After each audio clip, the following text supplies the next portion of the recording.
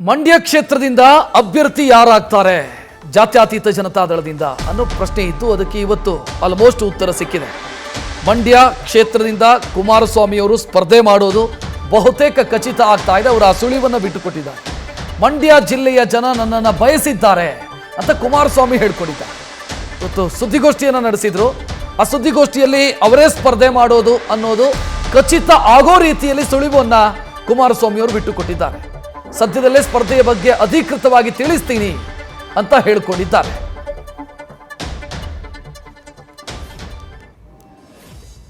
Core ಕಮಿಟಿನಲ್ಲಿ Kolar ಮತ್ತು ಮಂಡ್ಯದಲ್ಲಿ ಅಂತಿಮವಾದ ನಿರ್ಣಯವನ್ನು ನೀವು ಮಾಡಿ ಅಂತಕ್ಕಂಥದ್ದು ನನಗೆ ಅನುಮತಿ ಕೊಟ್ಟುಬಿಟ್ಟಿದ್ದಾರೆ. ಕೋರ್ ಕಮಿಟಿಲಿ ಜವಾಬ್ದಾರಿ.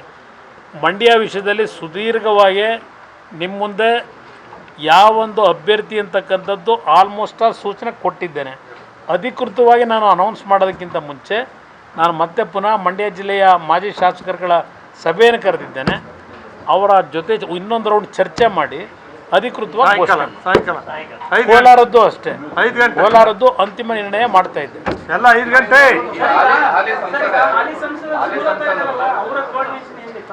ನೋಡ ಚರ್ಚೆ ಮಾಡೋಣ. ಈಗ ಇನ್ನೂ ಪ್ರಥಮ ಅಂತ ನಮ್ಮ ಎನ್ ಡಿ ಎ ಅಲಯನ್ಸಲ್ಲಿ 3 ಸ್ಥಾನಗಳನ್ನು ನಮಗೆ ಬಿಟ್ಟುಕೊಟ್ಟಿದ್ದಾರೆ.